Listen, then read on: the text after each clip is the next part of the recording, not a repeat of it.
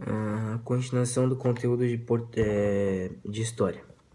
Bom, como eu estava dizendo, agora a pressão das cortes portuguesas, né? A permanência no Brasil de um herdeiro do trono português desagradou as cortes portuguesas, que começaram a exigir de volta que Dom Pedro para Portugal. A elite luso-brasileira do Centro-Sul, por sua vez, iniciou um movimento para convencer a Dom Pedro a ficar. Em 1822, a disputa de poder entre essas duas forças políticas teve momentos decisivos, e no dia 9 de janeiro em 9 de janeiro, Dom Pedro recebeu um manifesto com mais de 8.000 assinaturas para que ele ficasse. E o episódio ficou conhecido como Dia do Fico. Em 4 de maio, Dom Pedro determinou que qualquer ordem vinda de Portugal só seria obedecida com o seu cumpra-se. Em 1 de agosto, Dom Pedro assinou um decreto que declarava inimigas as tropas militares de Portugal. Em seu consentimento. Com isso, ia ganhando corpo a independência do Brasil. Ou seja, o próprio, praticamente, herdeiro do trono português acabou fazendo decisões pelo próprio povo brasileiro. Isso foi uma coisa que ajudou bastante na independência mesmo. Porque, como eu acabei de falar, em 4 de maio ele determinou que qualquer força militar que viesse de Portugal seria inimiga no Brasil, né? E em 1 de agosto, né, ele ordenou que que qualquer ordem, né, só seria obedecida com sua ordem de cumpra-se, né? E é isso. Agora aqui, no interior dessa elite havia dois grupos com projetos diferentes para o Brasil. Um liderado por Gonçalves Ledo, defendia a convocação de uma Assembleia Constituinte e a limitação do poder de Dom Pedro. Porém, o outro, por José Bonifácio, era o contrário. Ele defendia os maiores poderes para o príncipe. E em 7 de setembro de 1822, Dom Pedro recebeu duas cartas, uma das cortes portuguesas e outra de José Bonifácio. As cartas das cortes anulavam seus atos no Brasil e ameaçavam fazê-lo regressar à força. Seu objetivo aqui no Brasil, na verdade, seu objetivo era que o Brasil voltasse a ser colônia. A carta de José Bonifácio dizia que só restava para ele voltar para Portugal como prisioneiro das cortes ou proclamar a independência. O que Dom Pedro fez? Ele escolheu a independência. Então, em 7 de setembro de 1822, foi declarada a independência do Brasil. A independência política do Brasil foi liderada pela elite do Centro-Sul, sobretudo São Paulo e Rio de Janeiro, e Minas Gerais. Interessado em manter a liberdade de comércio e ampliar a autonomia administrativa e conservar seus privilégios, isso ajuda a explicar que o projeto da independência vitorioso manteve a monarquia e a escravidão às restrições do exército da cidadania. Ou seja, quem ganhou o projeto de lei, na verdade, não, projeto de lei não, o projeto de governo do Brasil foi o próprio José Bonifácio, né? Enquanto Gonçalves Ledo ele acabou perdendo por justamente ele limitar o poder de Dom Pedro. Por que Dom Pedro ficaria num país que limitaria seus poderes? Isso é uma dúvida que eu vou deixar para vocês. Bom, agora a gente vai para o capítulo 10, que é muito importante, né?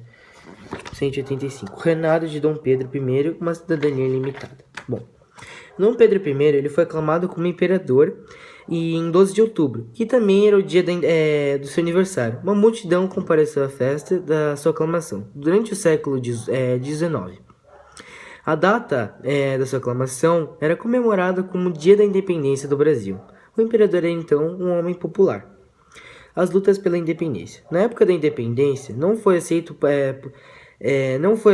no país todo. Em várias províncias brasileiras, como a Bahia, Grão-Pará, Maranhão e província Cisplatina, o povo pegou em armas para combater militares fiéis a Portugal. Ou seja, teve lutas, né, de brasileiros contra portugueses que ficaram aqui no Brasil e não aceitavam a independência do Brasil, entendeu? E na Bahia, depois de vários combates, batalhões populares vindos do interior da província cercaram as tropas portuguesas que estavam em Salvador. Vendo-se em alimentos, né, os soldados portugueses tentaram furar o cerco, mas foram derrotados pela Batalha do Pirajá.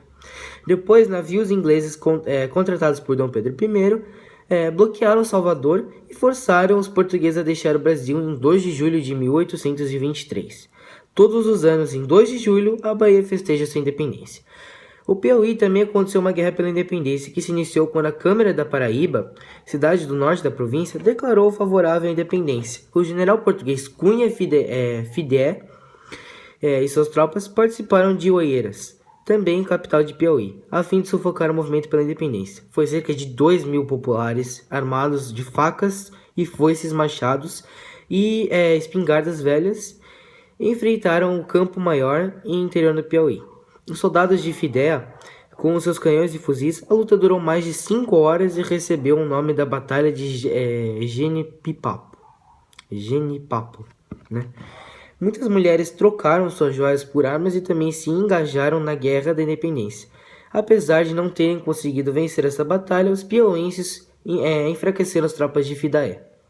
A independência do Maranhão e do Grão-Pará também foi obtida por meio de armas. O reconhecimento e o preço da independência.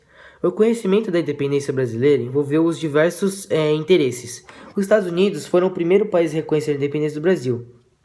Então, o presidente James Monroe defendia o lema América para os americanos. Isto é, a América não devia aceitar a independência da Europa. Daí o interesse estadunidense no reconhecimento da emancipação política brasileira. Ok? Portugal reconheceu a soberania do Brasil em 1825, mas exigiu um pagamento de 2 milhões de libras esterlinas, que era um absurdo esse valor.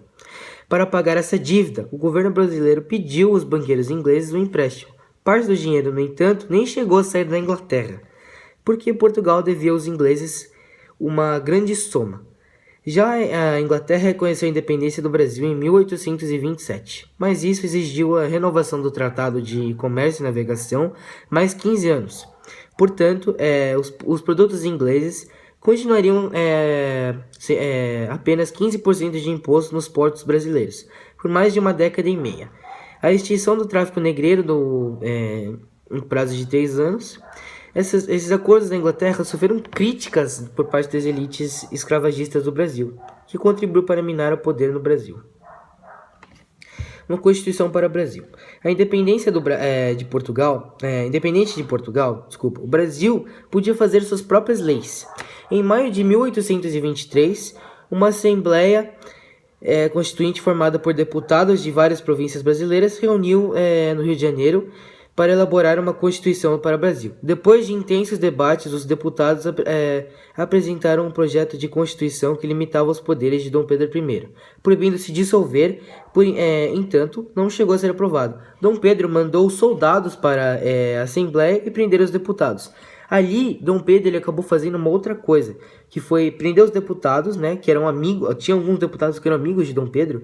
O que ele fez? Ele pediu, né, para que portugueses viessem ao Brasil e criassem uma nova Constituição, na qual ele colocou um novo poder. Lembrar que a Constituição ela foi inspirada, né, no poder nos 3 poderes, lembra? Que era o judiciário, legislativo e... agora não me veio o nome, mas o 4º poder era o moderador, que o rei poderia intervir em qualquer decisão, qualquer coisa, o rei poderia intervir. Por isso que o nome era moderador, tá? E esse daqui a gente fecha o vídeo de conteúdo de história. Obrigado.